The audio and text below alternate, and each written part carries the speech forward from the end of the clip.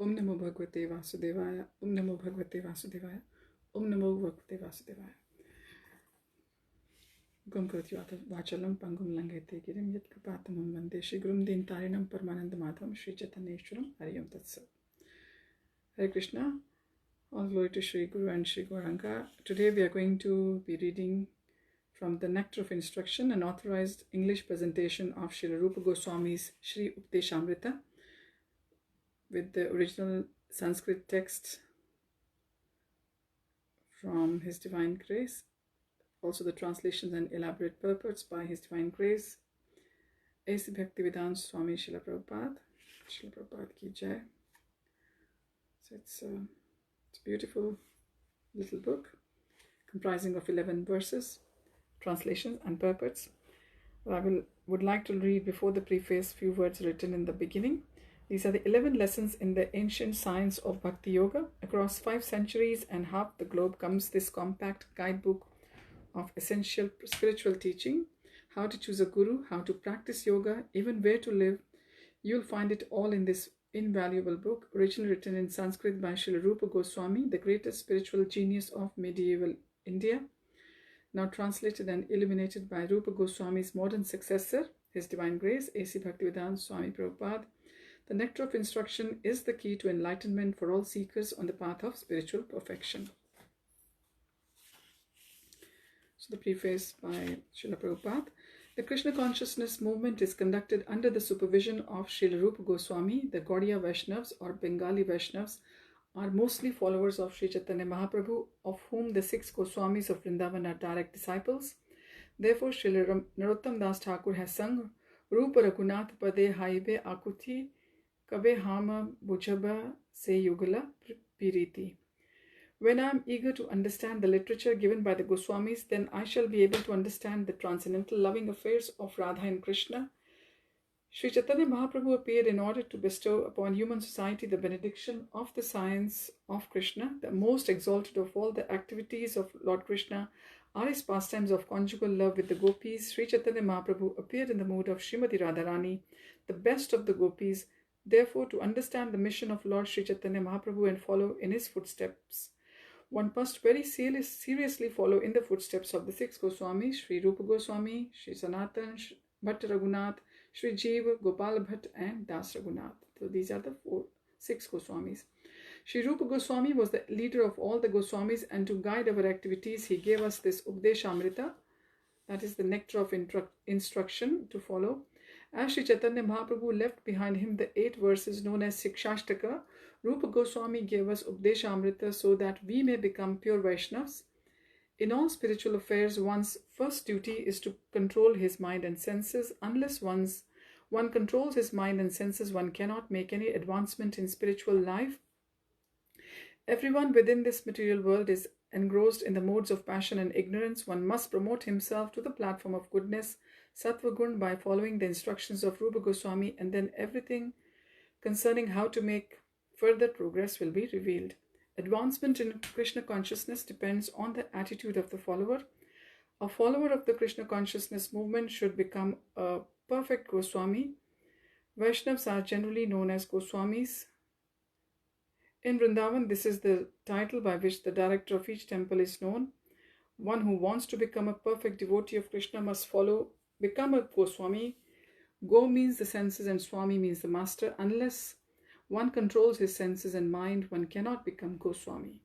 To achieve the highest success in life by becoming a Gosvami and then a pure devotee of the Lord, one must follow the instructions known as Updeshamrita, which have been given by Śrīla Rūpa Gosvāmī. Śrīla Rūpa Gosvāmī has given many other books such as Bhakti Rasamrit Sindhu, Vidgad Madhav and Lalit Madhav, but Updeshamrit constitutes the first instructions for neophyte devotees.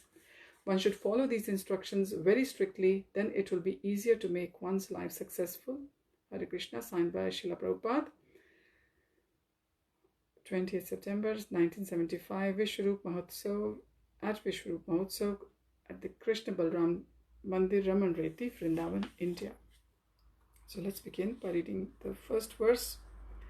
Vacho vegam manasaha krodha vegam jihva vegam udaropastha vegam etan vegan yo vishaheta dhiraha sarvam apimam prithivim sa shishyat.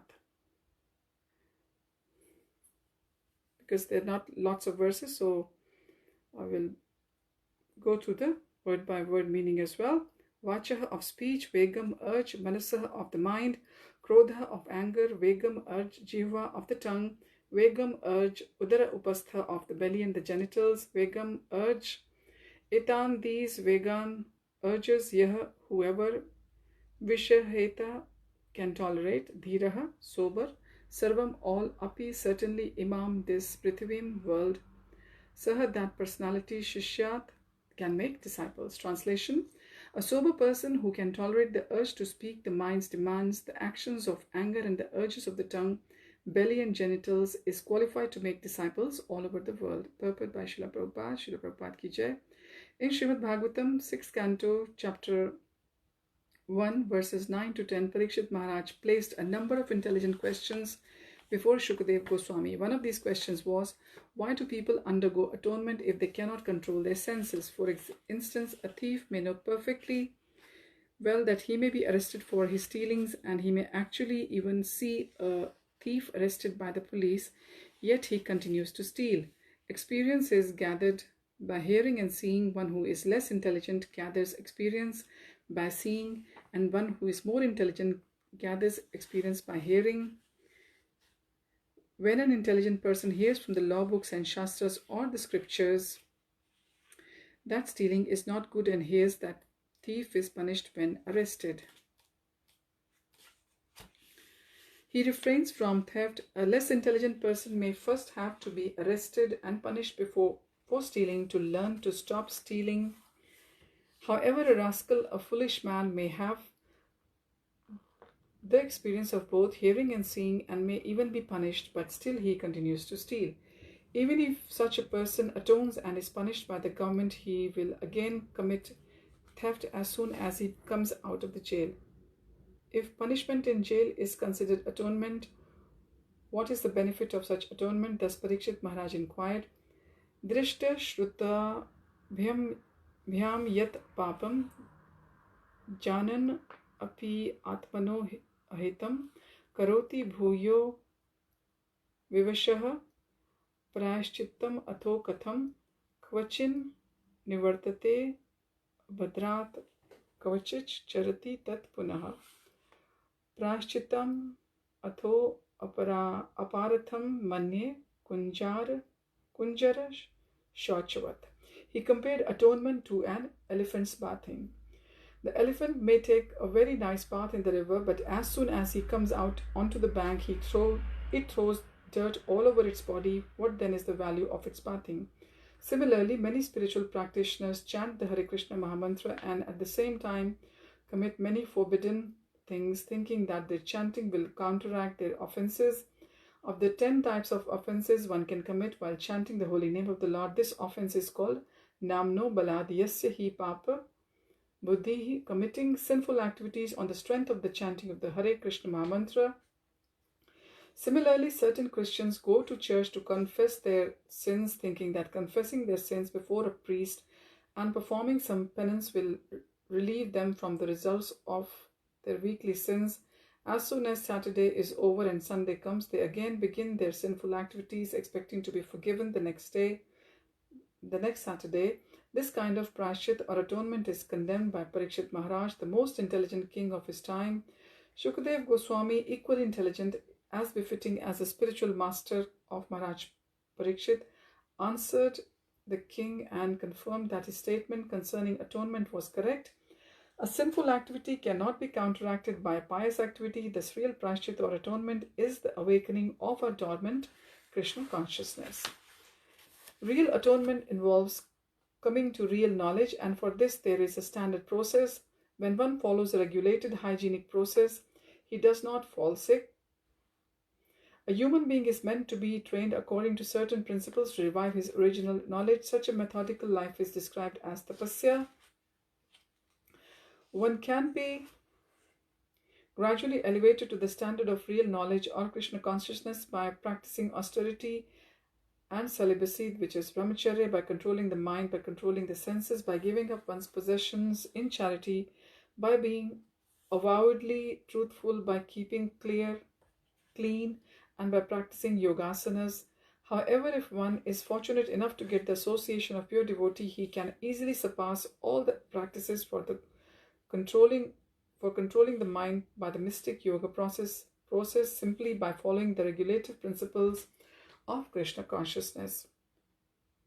Refraining from illicit sex, meat eating, intoxication, and gambling, and by engaging in the service of the Supreme Lord under the direction of the bona fide spiritual master.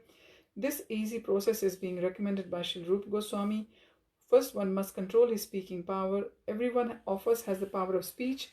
As soon as we get an opportunity, we begin to speak. If we do not speak about Krishna consciousness, we speak about all sorts of nonsense. A toad in a field speaks by croaking, and similarly, everyone who has a tongue wants to speak. Even if all he has to say is nonsense, the croaking of the toad, however, simply invites the snake, "Please come here and eat me." Nevertheless, although it is inviting death, the toad goes on croaking. The talking of the materialistic men and impersonalist Mayavadi philosophers may be compared to the croaking of frogs. They are always speaking nonsense and thus inviting death to catch them. Controlling speech, however, does not mean self-imposed silence, the external process of Mauna. As Mayavadi philosophers think, silence may appear helpful for some time, but ultimately it provides a failure. The meaning of controlled speech conveyed by Śrīla Rūpa Gosvāmī advocates the positive process of Krishna Katha, engaging the speaking process in glorifying the Supreme Lord Sri Krishna. The tongue can thus glorify the name, form, qualities, and pastimes of the Lord. The preacher of Krishna Katha is always beyond the clutches of death. This is the significance of controlling the urge to speak. The restlessness or fickleness of mind, that is the manovega. Manovega is controlled when one can fix his mind on the lotus feet of Krishna. The Chaitanya Charitamrita, Madhya-lila, chapter 22, verse 31 says, "Krishna Surya Sama, Maya Haya Andhakar, Yaha Krishna Taha Nahi, Mayar Adhikar." Krishna is just like the sun and Maya is just like the darkness. If sun is present, there is no question of darkness. Similarly, if Krishna is present in the mind, there is no possibility of the minds being agitated by Maya's influence. The yogic process of negating all material thoughts will not help. To try to create a vacuum in the mind is artificial. The mind will not remain. However, if one thinks of Krishna and how to serve Krishna best, one's mind will naturally be controlled. Similarly, anger can be controlled. We cannot stop anger altogether, but if we simply become angry with those who blaspheme the Lord or the devotees of the Lord, we control our anger in Krishna consciousness. Lord Caitanya Mahāprabhu became angry with the miscreant brothers Jagai and Madhai, who blasphemed and struck Nityananda Prabhu. In his Shikshashtaka, Lord Chaitanya wrote, "Trinadapi sunichena taror api sahishnunam." One should be humble than the grass and more tolerant than the tree. One may ask why the Lord exhibited his anger. The point is that one should be ready to tolerate all insults to one's own self, but when Krishna or his pure devotees are blasphemed, a genuine devotee becomes very angry and acts like fire against the offenders. Krodha, that's the anger, cannot be stopped, but it can be applied rightly. It was in anger that Hanuman set fire to Lanka, but he is worshipped as the greatest devotee of Lord Ramchandra. This means that he utilized his anger in the right way. Arjun serves as another example. He was not willing to fight, but Krishna incited his anger. You must fight. To fight without anger is not possible. Anger is controlled, however, when utilized in the service of the Lord. As for the urges of the tongue, we all experience that the tongue wants to eat palatable dishes. Generally, we should not allow the tongue to eat according to its choice, but should control the tongue by supplying prasad. The devotee's attitude is that he will eat only when Krishna gives him prasad. That is the way to control the urge of the tongue. One should take prasad at scheduled times and should not eat in restaurants or sweetmeat shops simply to satisfy the whims of the tongue or belly. If we stick to the principles of taking only prasad, the urges of the belly and the tongue can be controlled. In a similar manner, the urges of the genitals, the sex impulses, can be controlled when one not used unnecessarily. The genitals should be used to beget a Krishna conscious child. Otherwise, they should not be used. The Krishna consciousness movement encourages marriage not for the satisfaction of the genitals but for the begetting of Krishna conscious children. As soon as the children are a little grown up, they are sent to our Gurukul school in Dallas, Texas, where they are trained to become fully Krishna conscious devotees. Many such Krishna conscious children are required, and one who is capable of bringing forth Krishna conscious offspring is allowed to utilize his genitals. When one is fully practiced in the methods of Krishna conscious control, he can become qualified to be a bona fide spiritual master. In the Anuvritti explanation of Updeshamrita, Srila Bhaktisiddhanta Saraswati Thakur writes that our material identification creates three kinds of urges: the urge to speak, the urge of all demands of the mind, and the demands of body. When a living entity falls victim to these three types of urges, his life becomes inauspicious. One who practices resisting these demands or urges is called tapasvi, or one who practices austerities. By such tapasya, one can overcome victimization by the material energy, the external potency of the Supreme Personality of Godhead. When we refer to the urge to speak, we refer to useless talking such as those of the impersonalists, that is the Mayavadi philosophers, or the persons engaged in fruitive activities technically called karmakand, or the materialistic people who simply want to enjoy life without restriction. All such talks of literatures are practical exhibitions of the urge to speak.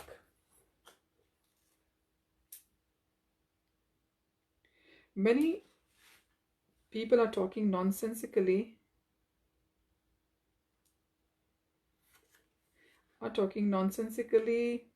and writing volumes of useless books. Prabhupada is saying in his purport here to the first verse, many people are writing volumes of useless books, and all this is the result of the urge to speak. To counteract this tendency, we have to divert our talking to the subject of Krishna. This is explained in Srimad Bhagavatam, 1st canto, 5th chapter, texts 10 and 11.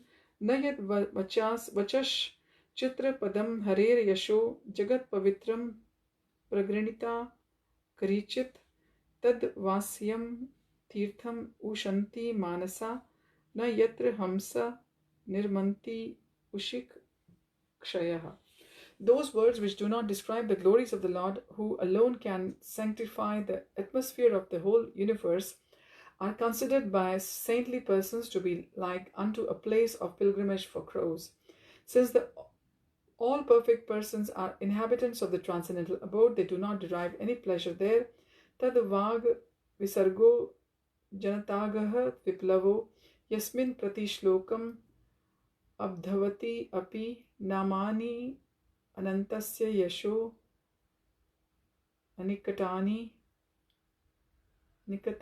yat shrimanti gayanti grinanti sadhava. On the other hand, that literature which is full of descriptions of the transcendental glories of the name, fame, forms, pastimes, etc. of the unlimited Supreme Lord is a different creation, full of transcendental words directed toward bringing about the revolution in the impious lives of the world's misdirected civilization. Such transcendental literatures, even though imperfectly composed, are heard, sung, and accepted by purified men who are thoroughly honest. The conclusion is that when we talk about devotional service to the Supreme Personality of Godhead, can we refrain from useless, nonsensical talk? We should always endeavor to use our speaking power solely for the purpose of realizing Krishna consciousness. As for the agitations of the flickering mind, they are divided into two divisions. The first is called avirodha priti, or unrestricted attachment, and the other is called virodha yukta krodha, anger arising from the frustration. Adherence to the philosophy of the Mayavadis believe the fruitive results of the Karmavadis and the belief in plans based on materialistic desire are called avirodha priti. Jnanis, karmis, and materialistic plan makers generally attract the attention of conditioned souls, but when the materialists cannot fulfill their plans and when their devices are frustrated, they become angry. Frustration of material desires produces anger. Similarly, the demands of the body can be divided into three categories: the demands of the tongue, the belly, the genitals. One may observe that these senses three senses are physically situated in straight line as far as the body is concerned, and that the body demands begin with the tongue. If one can restrain the demands of the tongue by limiting its activities to the eating of prasad, the urges of the belly and the genitals can automatically be controlled. If in this connection, Bhaktivinoda Thakur says, Sharira Vidyachal Jadendriya Tahekal Jive Fele Vishay Sagare Tara Madhe Jihva Ati Lobha Maya Shudramati Take Jeta Kathina Samsare Krishna Bada Dayamay Karibare Jihva Jai Swaprasad Anna Dilabhai Se Anna Mritta Khao Radha Krishna Gunagao Preme Dakar Chaitanya Nitai. O Lord, this material body is a lump of ignorance, and the senses are a network of paths leading to death. Somehow or other we have fallen into the ocean of material sense enjoyment, and of all the senses the tongue is the most voracious and uncontrollable. It is very difficult to conquer the tongue in this world. But you, dear Krishna, are very kind to us. You have sent this nice prasad to help us conquer the tongue. Therefore, let us take this prasad to our full satisfaction and glorify your Lordship Sri Radha and Krishna in love. Call for the help of Lord Chaitanya and Prabhu Nityananda. There are 6 kinds of rasas, the taste, and if one is agitated by one of them, he becomes controlled by the urges of the tongue. Some persons are attracted by the eating of meat, fish, crabs, eggs, and the other things produced by semina and blood and eaten in the form of dead bodies. Others are attracted by eating vegetables, creepers, spinach, or milk products, but for the satisfaction of the tongue's demands, such eating for sense gratification, including the use of extra qualities of spices like chili and tamarind, is to be given up by the Krishna conscious persons. The use of pan, haritaki, betel nuts, various spices used in pan making, tobacco, LSD, marijuana, opium, liquor, coffee, and tea is indulged in to fulfill illicit demands. If we can practice accepting only remnants of food offered to Krishna, it is possible to get free from the Maya's victimization. Vegetables, grains, fruits, milk products, and water are proper foods to offer to the Lord, as Lord Krishna himself prescribes. However, if one accepts prasad only because of its palatable taste and thus eats too much, he also falls prey to trying to satisfy the demands of the tongue. Śrī Caitanya Mahāprabhu taught us to avoid very palatable dishes even while eating prasad. If we offer palatable dishes to the deities with the intention of eating such nice food, we are involved in trying to satisfy the demands of the tongue. If we accept the invitation of a rich man with the idea of receiving palatable food, we are also trying to satisfy the demands of the tongue. In Chaitanya Charitamrita Antilila, chapter 6, verse 227, it is stated, Jihvara lalase ye iti uti dhaya shishnodara parayana Krishna nahi pai. That person who runs here and there seeking to gratify his palate and who is always attached to the desires of his stomach and genitals is unable to attain Krishna. As stated before, the tongue, belly, and genitals are all situated in a straight line, and they fall in the same category. Lord Chaitanya has said, Bhal na khaibe or bhal na paribe. Do not dress luxuriously and do not eat delicious foodstuffs. Chaitanya Charitamrita Antilila, chapter 6, 236. Those who suffer from disease of the stomach must be unable to control the urges of the belly, at least according to this analysis.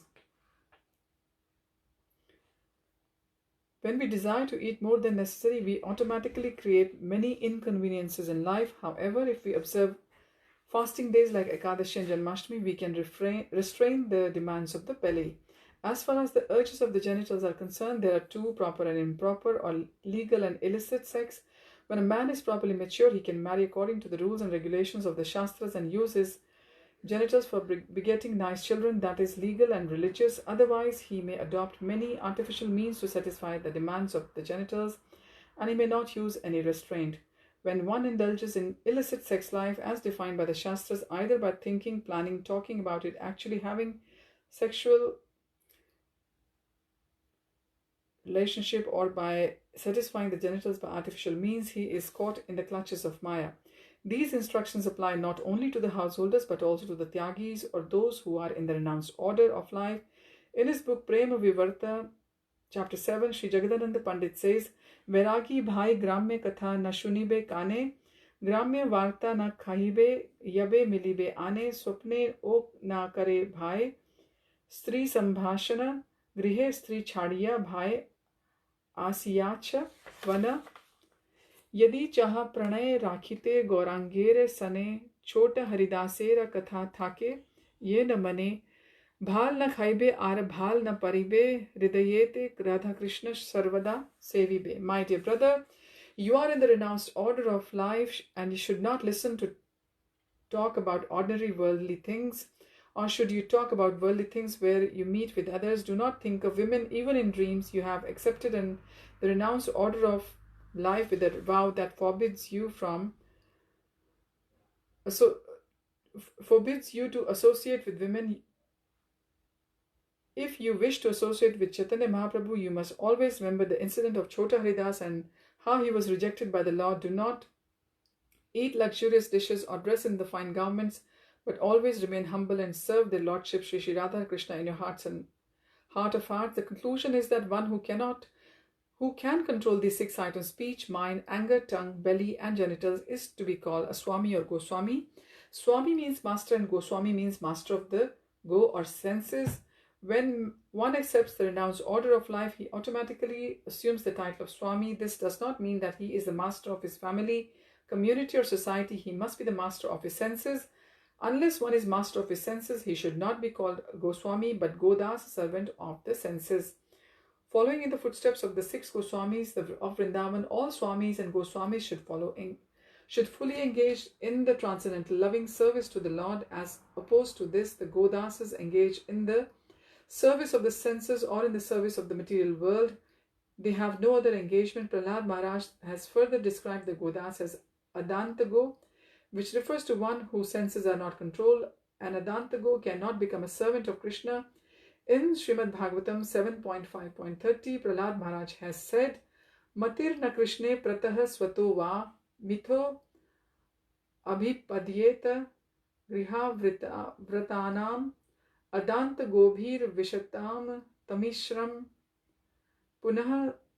punascharvita charvanam. For those who have decided to continue their existence in this material world for the gratification of the senses, there is no chance of becoming Krishna conscious, not by personal endeavor, by instruction from others, or by joint conferences. They are dragged by the unbridled senses into the darkest region of the ignorance, and thus they madly engage in what is called chewing the chewed. Hariyam Tat Sat, Hare Krishna. We'll continue with the second verse in the next reading. Thank you for joining. Hariyam Tat Sat, Hare Krishna. Śrīla Prabhupada ki jai. Śrīla Rūpa Gosvāmī ki jai.